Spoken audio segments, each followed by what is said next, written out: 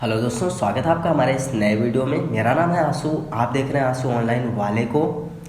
आज की इस वीडियो में हम बात करने वाले हैं यूपीएससी ईपीएफओ का ऑनलाइन फॉर्म आप कैसे फिल कर सकते हैं। यूपीएससी ईपीएफओ में दो पोस्ट हैं, पहला ईओ और एओ के लिए और दूसरा है एपीएफओ के लिए। तो मैं यहाँ पे लाइव आपके सामने फॉर्म को फिल करने से लेकर प्रिंट तक का पूरा प्रोसेस आपको दिखाने वाला हूँ। तो फॉर्म को फिल करने के लिए सबसे पहले नेसेसरी चीज़ है कि आपके पास ओटीआर का रजिस्ट्रेशन होना चाहिए। अगर आपने इसके पहले ओटीआर का रजिस्ट्रेशन नहीं किया है तो आप ये आई बटन पे वीडियो आ रहा है, आप उसको जाके देख सकते हैं, जिसमें हमने पूरा स्टेप बाय स्टेप बताया है कि ओटीआर का रजिस्ट्रेशन कैसे कर सकते हैं। लिंक भी इस वीडियो का डिस्क्रिप्शन में, आप वहां से भी जाके वीडियो को देख सकते हैं। सबसे पहले आप ओटीआर का रजिस्ट्रेशन करेंगे, उसके बाद ही आप इस फॉर्म को फिल कर सकते हैं। तो चलिए, हम फॉर्म को फिल करने के लिए सबसे पहले हमें ब्राउजर में सर्च करना है यूपीएससी ओटीआर। चलिए, यूपीएससी ओटीआर हमें सर्च करना है। चलिए जी, यूपीएससी ओटीआर जैसे आप सर्च करेंगे, यहाँ सबसे पहली वेबसाइट आती है upsconline.nic.in। आपको इसको ओपन करना है, UPSC union public service commission. हम इसको ओपन करते हैं। चलिए जी, हम यहाँ पे आ गए हैं यूपीएससी ओटीआर के डैशबोर्ड पे। यहाँ पे हमें लॉगिन करके फॉर्म को फिल करना है। तो अगर आपने ओटीआर का रजिस्ट्रेशन नहीं किया है तो पहले आप ओटीआर का रजिस्ट्रेशन करेंगे, उसके बाद आप लॉगिन कर सकते हैं। चलिए जी, हमने पहले से ही रजिस्ट्रेशन कर रखा है तो हम यहाँ पे डायरेक्ट लॉगिन करेंगे। आप यहाँ पे मोबाइल नंबर, ईमेल आईडी या फिर ओटीआर आईडी के थ्रू लॉगिन कर सकते हैं। मैं यहाँ पे मोबाइल नंबर चूज करूँगा। यहाँ पे हमें मोबाइल नंबर डाल देना है जो हमने ओटीआर रजिस्ट्रेशन में डाला हुआ था। चलिए हम डाल देते हैं। इसके बाद आपको यहाँ पे गेट ओटीपी पे क्लिक करना है। आपके रजिस्टर्ड मोबाइल नंबर पे एक ओटीपी जाएगी, जो आपने मोबाइल नंबर यहाँ पे डाला है, आपको ओटीपी को यहाँ पे डाल के वेरीफाई करना होगा। चलिए हम ओटीपी को डाल देते हैं। चलिए जी, हमने यहाँ पे ओटीपी डाल दिया। अगर आपके पास एक बार में ओटीपी नहीं आता है तो दोबारा आप इसको वेट करेंगे। यहाँ पे रीसेंड ओटीपी का ऑप्शन आएगा, आप दोबारा से सेंड ओटीपी करके ओटीपी को दोबारा से ले सकते हैं। चलिए जी, हम यहाँ पे वेरिफिकेशन कोड को डाल देते हैं, यहाँ पे कैप्चा को। चलिए जी, कैप्चा जैसे आप फिल करेंगे, यहाँ पे लॉगिन के लिए एक बटन आ जाएगा, यहाँ पे आपको क्लिक करना है लॉगिन पे। चलिए हम लॉगिन करते हैं। चलिए दोस्तों, जैसे ही हमने लॉगिन पे क्लिक किया, हम यहाँ पे लॉगिन हो गए हैं यूपीएससी ओटीआर के डैशबोर्ड पे। यहाँ पे हमें लेटेस्ट नोटिफिकेशन पे क्लिक करके फॉर्म को फिल करना है। तो चलिए दोस्तों, हम यहाँ पे लेटेस्ट नोटिफिकेशन पे क्लिक करते हैं। चलिए जी, जैसे ही हमने यहाँ पे लेटेस्ट नोटिफिकेशन पे क्लिक किया, यहाँ पे आ गया है assistant provident fund commissioner enforcement officer के लिए यहाँ पे फॉर्म आया हुआ है। तो फॉर्म को फिल करने के लिए हमें यहाँ पे क्लिक हियर फॉर पार्ट 1, भाग 1 के लिए यहाँ क्लिक करें पे क्लिक करना है। लेकिन इससे पहले अगर आप अपने ओटीआर के रजिस्ट्रेशन में कोई भी चेंजेस करना चाहते हैं तो आप यहाँ पे अपडेट एडिट ओटीआर पे क्लिक करके आप अपने ओटीआर की प्रोफाइल को चेंज कर सकते हैं। तो हमारा सब कुछ सही है, हम यहाँ पे कुछ भी चेंज नहीं करने वाले हैं। तो हम यहाँ क्लिक हियर फॉर पार्ट 1 पे क्लिक करेंगे। चलिए, जैसे आप पार्ट 1 पे क्लिक करेंगे, आप यहाँ पे आ जाएंगे इंस्ट्रक्शन पे। यहाँ पे फॉर्म को फिल करने के लिए कुछ इंस्ट्रक्शन लिखे गए हैं, आप इसको पूरा पढ़ सकते हैं। ठीक है, हमने इसको पहले से ही पूरा पढ़ रखा है। इसके बाद आप यहाँ पे आके नीचे आपको हाँ पे क्लिक करना है। ठीक है, चलिए हम हाँ पे क्लिक करते हैं। चलिए जी, हम यहाँ पे आ गए हैं पार्ट 1 रजिस्ट्रेशन पे। यहाँ पे आप देख सकते हैं सबसे पहले है OTR one time registration profile. यहाँ पे वन टाइम ओटीआर रजिस्ट्रेशन में जो हमने प्रोफाइल बनाई हुई थी, यहाँ पे सब कुछ शो हो रहा है। हमारा नाम, date of birth, father name, mother name, सब कुछ शो हो रहा है। अगर आपको लगता है कि इसमें कुछ भी चेंजेस करने हैं तो आप यहाँ पे click here to update OTR registration है, यहाँ पे आप क्लिक करके अपने प्रोफाइल को अपडेट कर सकते हैं। चलिए जी, हमारा सब कुछ सही है। हम थोड़ा स्क्रॉल करके नीचे आ जाते हैं। चलिए जी, हमारा ओटीआर का प्रोफाइल जो है पूरा सही था, तो हम यहाँ पे स्क्रॉल करके सेकंड स्टेप पे आ गए हैं। यहाँ पे है एग्जामिनेशन एप्लीकेशन डिटेल। यहाँ पे पोस्ट अप्लाइंग फॉर, आप कौन सी पोस्ट के लिए अप्लाई कर रहे हैं। मैं यहाँ पे दोनों पोस्ट के लिए अप्लाई करने वाला हूँ, assistant provident fund commissioner and enforcement officer, दोनों के लिए। तो मैं इस पर क्लिक करता हूँ। इसके बाद आप यहाँ पे देख लेंगे, आप अपने हिसाब से जो भी पोस्ट आप करना चाहते हैं आप कर सकते हैं। मैं दोनों के लिए यहाँ पे कर रहा हूँ। ठीक है, नेशनैलिटी इसके बाद इंडियन ही रहेगा यहाँ पे। देन यहाँ पे मैरिड स्टेटस है, आप शादीशुदा हैं या फिर सिंगल हैं, तो आपको यहाँ पे चूज करना है। यहाँ पे मैं अनमैरिड चूज करूँगा। चलिए, इसके बाद यहाँ पे है candidate belong to PWD category. अगर आप पीडब्ल्यूडी कैटेगरी से बिलोंग करते हैं तो आपको यस करके यहाँ पे डिटेल डालनी है। ठीक है, तो मैं यहाँ पे नो करूँगा क्योंकि मैं यहाँ पे पीडब्ल्यूडी से बिलोंग नहीं करता हूँ। चलिए जी, इसके बाद आता है कम्युनिटी। यहाँ पे आपको अपनी कैटेगरी चूज करनी है, जनरल, ओबीसी, एससी, एसटी, आप जो भी आपको चूज करना है। मैं यहाँ पे ओबीसी चूज करूँगा। इसके बाद यहाँ पे आता है do you belong to creamy layer, क्या आप क्रीमी लेयर से बिलोंग करते हैं, तो यहाँ पे आपको नो करना है। ठीक है, मैंने यहाँ पे नो कर दिया। अगर आप बिलोंग करते हैं तो आपको यस करना है। ठीक है, देन यहाँ पे आता है हमें कास्ट सर्टिफिकेट का नंबर अपने देना है। कम्युनिटी कास्ट सर्टिफिकेट का जो नंबर होता है, हमारे जात प्रमाण पत्र का सर्टिफिकेट नंबर यहाँ पे हमें डाल देना है। चलिए हम डाल देते हैं। चलिए, हमने यहाँ पे सर्टिफिकेट नंबर डाल दिया। चलिए, इसके बाद यहाँ पे है कम्युनिटी सर्टिफिकेट इशूज अथॉरिटी का जो डेस्टिनेशन है, जिन्होंने जारी किया है हमारे जात प्रमाण पत्र को, उनका पद क्या था, तो यहाँ पे डाल देना है। हालांकि जात प्रमाण पत्र जो होते हैं वो तहसीलदार ही आपके इशू करते हैं, तो आपको यहाँ पे तहसीलदार लिखना है। उसके बाद आपके तहसील का नाम लिख देना है। चलिए जी हम यहाँ पे तहसीलदार लिख देते हैं।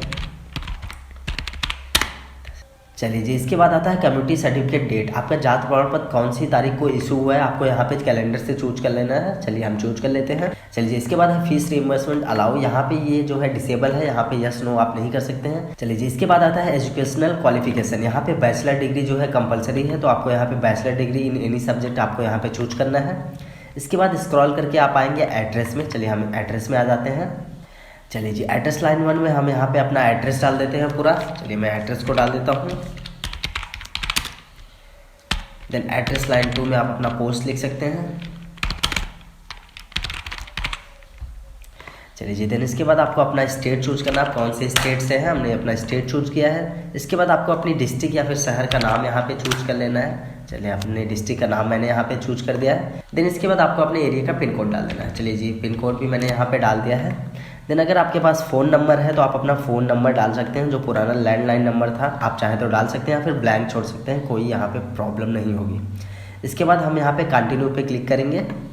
चलिए जी जैसे आप कंटिन्यू पे क्लिक करेंगे आप यहाँ पे आ जाएंगे सेकंड स्टेप पे। यहाँ पे है क्लेमिंग एज रिलैक्सेशन। अगर आपको आपकी आयु में एज में छूट चाहिए तो आप यहाँ पे यस करेंगे, नहीं तो नो। मैं यहाँ पे नो करने वाला हूँ। इसके बाद आगे बढ़े पे आपको कंटिन्यू पे क्लिक करना है।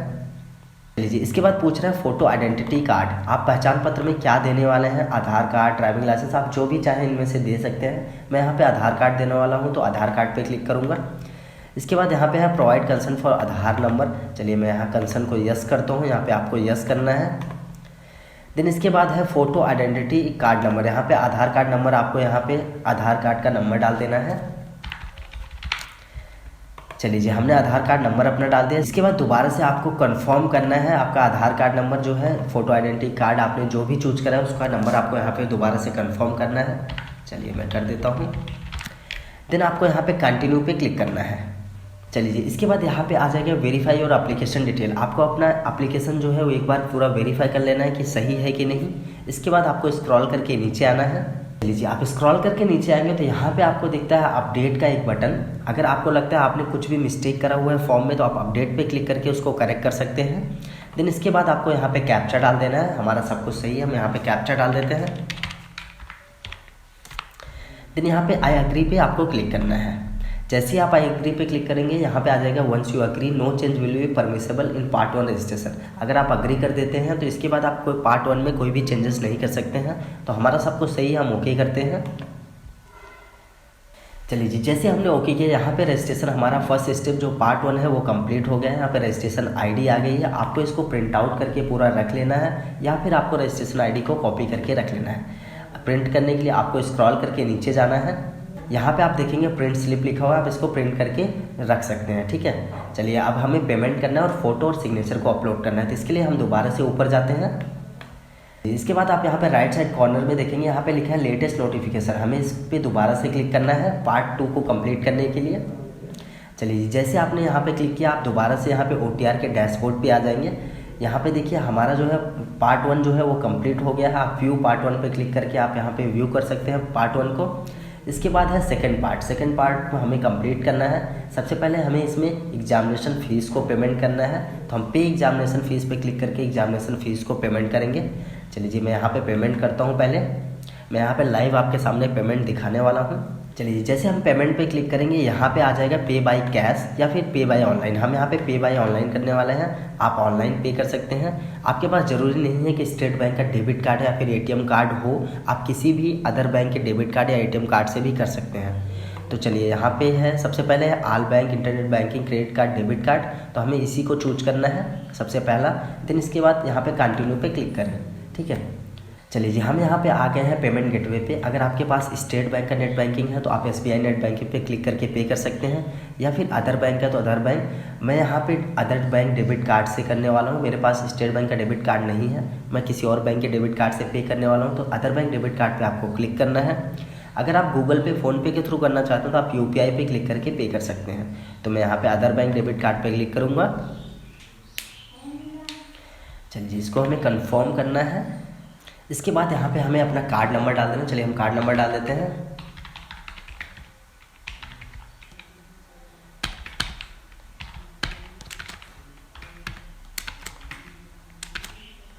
कार्ड नंबर डालने के बाद आपको यहाँ पे क्लिक करना है। चलिए हम पे क्लिक करते हैं। इसके बाद आपके रजिस्टर्ड मोबाइल नंबर पे जो आपके बैंक में जुड़ा है उस पर OTP जाएगा। OTP आपको डाल के सबमिट पे क्लिक करना है। हमारा पेमेंट यहाँ पे सक्सेस हो गया। आपको वेट करना है, आपको बैक नहीं जाना है। 15 सेकंड वेबसाइट अपने आप आपको बैक करेगी। आपको यहाँ पे रिफ्रेश या बैक नहीं करना, आपको वेट करना है। चलिए जैसे आपका पेमेंट कंप्लीट हो गया, यहाँ पे ट्रांजैक्शन स्टेटस आप देखेंगे सक्सेस यहाँ पे आ रहा है। ट्रांजैक्शन यहाँ पे रजिस्ट्रेशन नंबर हमारा है, ट्रांजैक्शन ID और यहाँ पे 50 रुपये का पेमेंट लगा है क्योंकि हमने दोनों पोस्ट के लिए डाला था। अगर आप एक पोस्ट के लिए करेंगे तो आपको यहाँ पे 25 रुपये ही सिर्फ देना है। इसके बाद हम स्क्रॉल करके नीचे आते हैं। देन हमें यहाँ पे कंटिन्यू पे क्लिक करना है। चलिए जी, जैसे मैंने कंटिन्यू पे क्लिक किया, मैं यहाँ पे पूरा लॉग आउट हो गया था, पूरा बैक आ गया था। दोबारा से आपको, अगर आपके साथ ऐसा होता है तो आपको दोबारा से लॉगिन करना है। इसके बाद फिर से आपको लेटेस्ट नोटिफिकेशन में जाना है। यहाँ पे देखिए हमारा जो है व्यू एग्जामिनेशन फीस यहाँ पे जो है ये पेड हो गया, तो यहाँ पे व्यू का ऑप्शन आ रहा है। अब हमें फ़ोटो और सिग्नेचर अपलोड करना है। चलिए हम इस पर क्लिक करते हैं। अगर आपका किसी भी फेज में, किसी भी स्टेप पे अगर आपका लॉग आउट हो जाता है तो आपको दोबारा से लॉगिन करना है। आप सीधे वहीं पहुंच जाएंगे जहां पे आपने फॉर्म को छोड़ा हुआ था। चलिए जी, यहाँ पे हमें अपना स्कैन फोटोग्राफ और सिग्नेचर और ID कार्ड जो आपने चूज करा हुआ था, आधार कार्ड, पैन कार्ड, आपको यहाँ पे अपलोड करना है। आपका साइज क्या रहेगा और डायमेंशन क्या रहेगी, यहाँ पे आप स्क्रॉल करके नीचे आएंगे, देख लेंगे। यहाँ पे आप देख सकते हैं, यहाँ पे लिखा है dimension should be 350 pixel with 350 pixel height भी आपकी होनी चाहिए फोटोग्राफ की, और सिग्नेचर की भी सेम है, 350 पिक्सल आपका हाइट और 350 पिक्सल आपका विथ होना चाहिए। और जो आपका फ़ोटो ID कार्ड होना चाहिए वो PDF फॉर्मेट में होगा, 300 KB से ऊपर नहीं होना चाहिए, मिनिमम 20 KB का होगा। और फोटोग्राफ और सिग्नेचर का साइज़ भी मिनिमम 20 KB से लेके 300 KB तक रहेगा। तो चलिए मैं यहाँ पे डायमेंशन को कैसे सेट करना है मैं उसको बता देता हूँ, क्योंकि डायमेंशन में ही लोगों को प्रॉब्लम होगी। तो सबसे पहले आपको आपकी फ़ोटो जहाँ पे, आपको वहाँ पे जाना है। उसके बाद वहाँ पे राइट क्लिक करके आपको एडिट पे क्लिक करना है, या फिर आपको ओपन विथ पेंट में ओपन कर लेना है। आप ओपन विथ करेंगे, यहाँ पे पेंट है, आपको पेंट में ओपन कर लेना है। चलिए मैं एडिट पे क्लिक करता हूँ।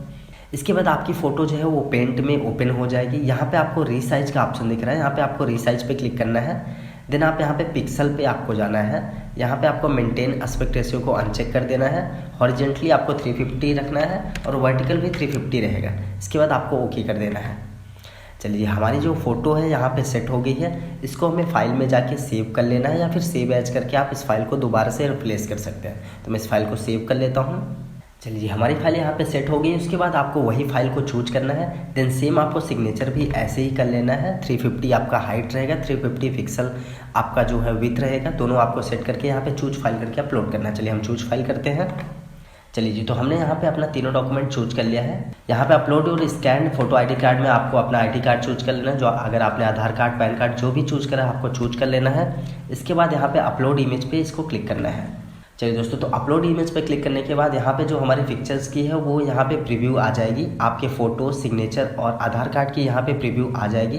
इसके बाद आपको देख लेना, अगर सही है तो ठीक है, नहीं तो आपको रीलोड सिग्नेचर या फिर रीलोड फोटोग्राफ जो भी आपको चेंजेस करने हैं उस पर क्लिक करके आप रीलोड कर सकते हैं। हमारा सब कुछ सही है। यहाँ पर हम कंटिन्यू पे क्लिक करेंगे।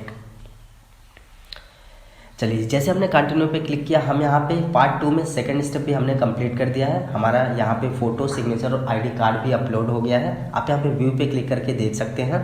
इसके बाद थर्ड स्टेप में है centre selection and agreeing to declaration. आपको यहाँ पे सेंटर का सिलेक्शन करना है और डिक्लेरेशन को अग्री करना है। तो हम इस पर क्लिक करते हैं। चलिए जी, यहाँ पे एग्जामिनेशन सेंटर है। कोई भी एक एग्जामिनेशन सेंटर आप चूज कर सकते हैं जो आपके नज़दीक है। मैं यहाँ पे लखनऊ चूज करता हूँ। चलिए जी, एग्जामिनेशन सेंटर चूज करने के बाद यहाँ पे है डिक्लेरेशन को आप एक बार पढ़ लेंगे। हम स्क्रॉल करके नीचे आते हैं। हमने डिक्लेरेशन को पूरा पढ़ लिया है। इसके बाद I have read declaration and agree पे आपको क्लिक करना है। चलिए जी, जैसे हमने यहाँ पे आई हैव रीड डिक्लेरेशन पे क्लिक किया, यहाँ पे you have submit successfully your application. हमारा जो एप्लीकेशन है वो सबमिट हो गया है। यहाँ पे हमारे मोबाइल नंबर पे टेक्स्ट के जरिए एक कन्फर्मेशन का मैसेज भी आ जाएगा। तो दोस्तों, उम्मीद करता हूँ ये वीडियो आपको पसंद आई होगी। अगर आपको आपका फॉर्म भरने में कोई भी प्रॉब्लम होती है तो आप कमेंट के जरिए मुझसे पूछ सकते हैं, या फिर इंस्टाग्राम पे आप मुझसे डायरेक्ट मैसेज करके बात कर सकते हैं। तो उम्मीद करता हूँ ये वीडियो आपको पसंद आई होगी। अगर पसंद आई है तो वीडियो को लाइक, शेयर और चैनल को सब्सक्राइब जरूर करें।